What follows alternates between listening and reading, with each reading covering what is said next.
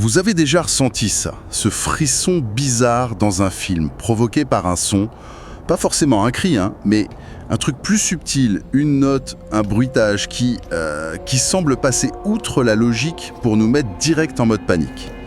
Comment le cinéma fait ça, alors même qu'on est tranquille dans notre canapé? C'est pile ce qu'on va explorer aujourd'hui, ces techniques sonores que les réalisateurs d'horreur utilisent un peu comme des armes psychologiques. C'est pas juste nous montrer des monstres, ils sculptent le son pour aller chercher nos peurs les plus profondes, nos vieux réflexes de survie. Pour en parler, on se base sur une analyse assez pointue, psychologie sonore de la peur au cinéma, et notre mission là, c'est de décortiquer ensemble 4 de ces techniques.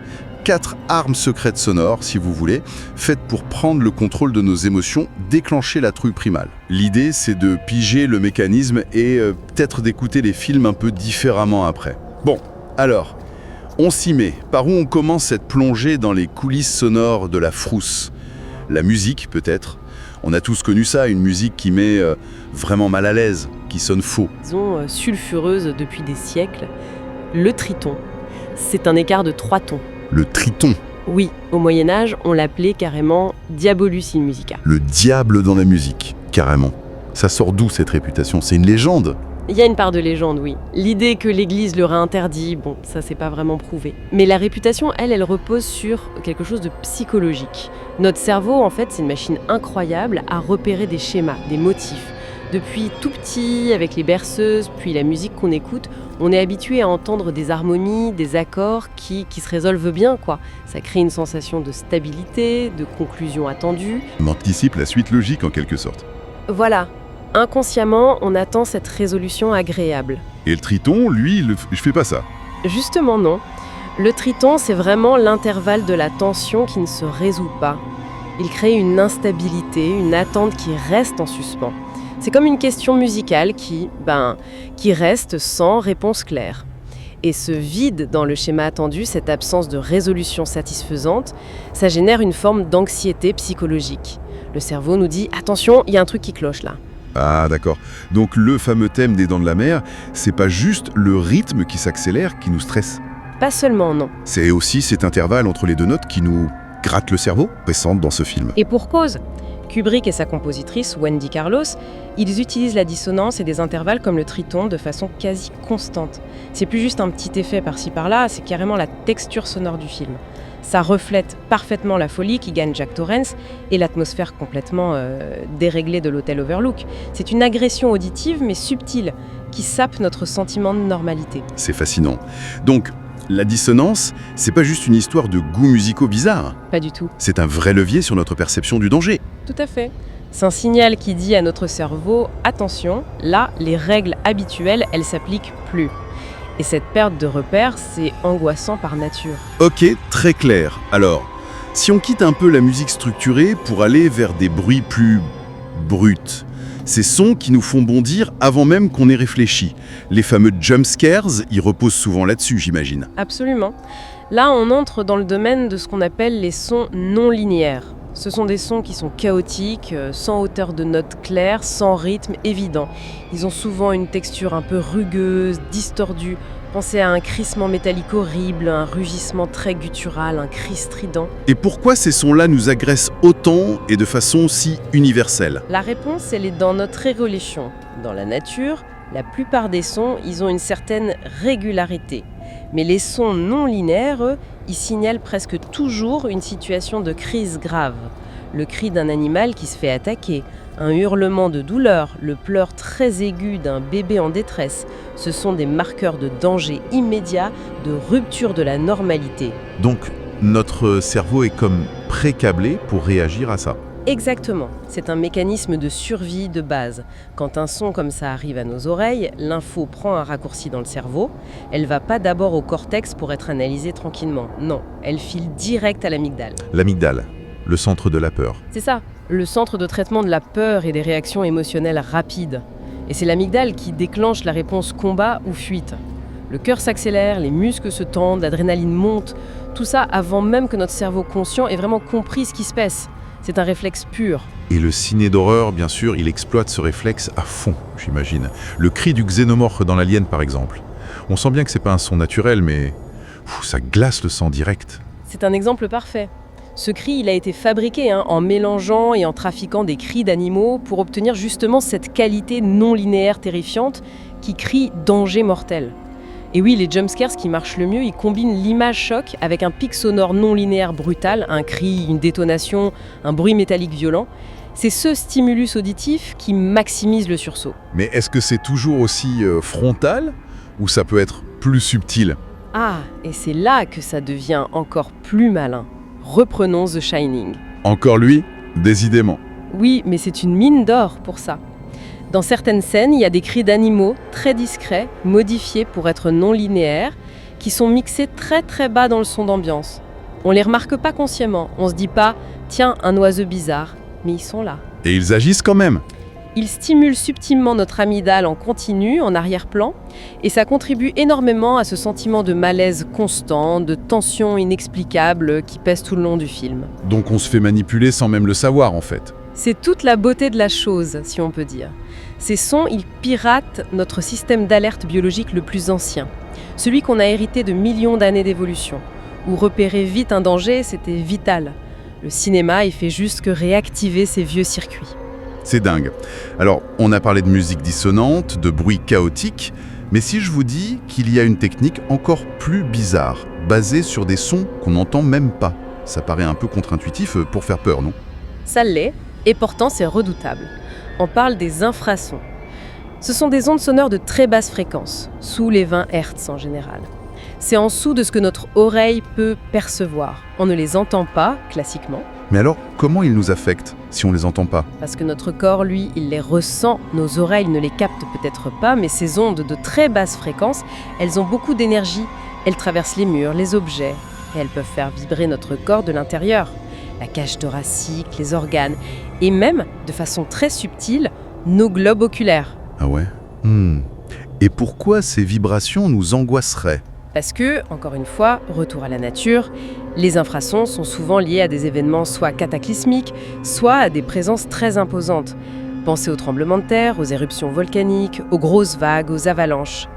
Et certains gros prédateurs, comme les tigres, émettent aussi des infrasons. D'accord. Du coup, notre cerveau reptilien, la partie la plus ancienne de notre système nerveux, il a appris à associer ces vibrations physiques profondes à un danger potentiellement énorme, imminent. C'est un signal d'alerte très très primaire.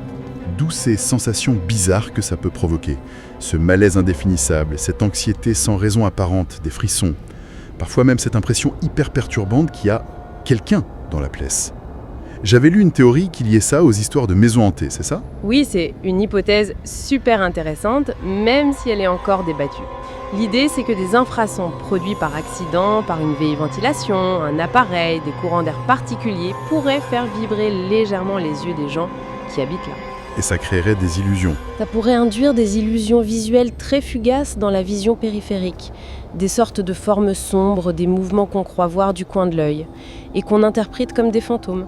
Flippant, et les cinéastes y s'en servent consciemment de ça. Ah oui, sans aucun doute. Gaspard Noé, par exemple, il a dit très clairement avoir utilisé une fréquence autour de 27 Hz. C'est juste à la limite de l'audible, mais avec une grosse composante infrasonore, dans certaines scènes d'irréversible. Le but était explicite, provoquer la nausée, la désorientation, l'angoisse physique chez le spectateur. Et dans les films genre Paranormal Activity, qui jouent à fond sur la menace invisible. C'est quasi certain qu'ils utilisent les infrasons pour renforcer cette sensation de présence qu'on ne voit pas mais qui pèse, qui est oppressante. La force de cette technique, c'est le conflit sensoriel qu'elle crée. Tout votre corps reçoit un signal d'alerte vibratoire maximal genre « danger énorme imminent », mais vos oreilles n'entendent rien de spécial et vos yeux ne voient rien. Cette dissonance entre ce que vous ressentez viscéralement et ce que vous percevez consciemment, c'est une source d'angoisse pure. C'est vraiment redoutable. Allez, on passe à la dernière technique. Celle-là, elle me semble peut-être la plus tordue psychologiquement. Elle joue moins sur la physique que sur nos émotions, nos souvenirs. L'exemple type, la petite boîte à musique dans un film d'horreur. Ah oui, l'archétype de ce qu'on appelle le son déplacé ou la corruption de l'innocence. Vous avez raison, c'est une manipulation psychologique extrêmement puissante. Expliquez-nous un peu. La boîte à musique, en soi, c'est plutôt doux, non? Associé à l'enfance, la sécurité? Exactement. C'est un son qui est chargé culturellement et émotionnellement de sens positifs. L'innocence, le réconfort, peut-être des souvenirs heureux. Le mécanisme, c'est de prendre ce son qui est intrinsèquement sûr et de le mettre dans un contexte totalement opposé. Une maison hantée, sombre, silencieuse. Un moment de tension extrême. La proximité d'une menace. Et c'est le contraste qui fait tout le boulot. Il fait plus que ça. Il crée une dissonance cognitive très, très forte.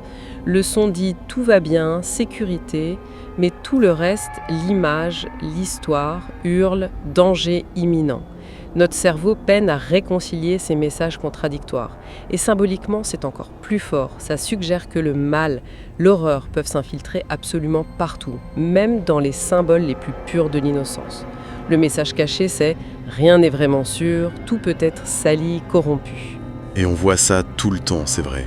Un rire d'enfant là où il ne devrait pas y en avoir. Une comptine chantée par un monstre. La musique toute guillerette d'un camion de glace qui devient un signe de mort. Des films comme L'Exorciste ou Insidious avec cette chanson horrible Tiptoe Through the Tulips. Oui. Ou toute la saga Conjuring avec la fameuse boîte à musique. Ils sont maîtres là-dedans. Mais pourquoi c'est si efficace au fond, hein ? Plus qu'un simple bruit qui fait peur. Parce que cette technique-là, elle ne vise pas seulement nos réflexes de survie ou notre perception physique, comme les sons non linéaires ou les infrasons. Elle s'attaque directement à notre mémoire émotionnelle, à nos associations culturelles, personnelles les plus ancrées. Elle prend des sons qu'on a appris à lier au bien-être, à la joie, et elle les transforme activement en déclencheurs de peur. L'idée sous-jacente est particulièrement dérangeante. Ce qui nous protégeait, ce qui nous rassurait, peut non seulement disparaître, mais devenir la source même de la menace. C'est une sorte de trahison symbolique. Et cette rupture de confiance dans nos propres repères émotionnels, c'est souvent ça qui est le plus angoissant et qui reste le plus longtemps après le film. C'est vrai que ça marque. Bon, alors, si on résume un peu tout ça, on a vu comment le cinéma utilise la dissonance pour jouer avec notre besoin d'harmonie et de résolution. Les sons non linéaires pour court-circuiter notre cerveau et déclencher les réflexes de survie. C'est ça. Les infrasons pour nous faire ressentir un danger invisible physiquement. Oui. Et enfin, le détournement de sons innocents pour corrompre notre mémoire émotionnelle et nos symboles de sécurité. Exactement. Et ce qu'il faut vraiment retenir, je pense, c'est que ce ne sont pas juste des effets sonores. Ce sont des sortes de clés conçues pour ouvrir des portes bien spécifiques dans notre tête, pour activer des peurs fondamentales. La peur du chaos, la peur de l'inconnu, la peur de perdre le contrôle, la peur que ce qui nous est cher soit souillé. Ça montre bien à quel point le son est un outil narratif hyper puissant, peut-être même plus que l'image dans certains cas. Dans le cinéma d'horreur, j'en suis convaincue. Le son, c'est ce narrateur invisible qui parle directement à notre subconscient. Il utilise un langage qui est plus vieux que les mots, le langage de l'évolution, de la survie, de la menace. Il contourne souvent notre raisonnement logique pour toucher direct nos émotions, nos tripes.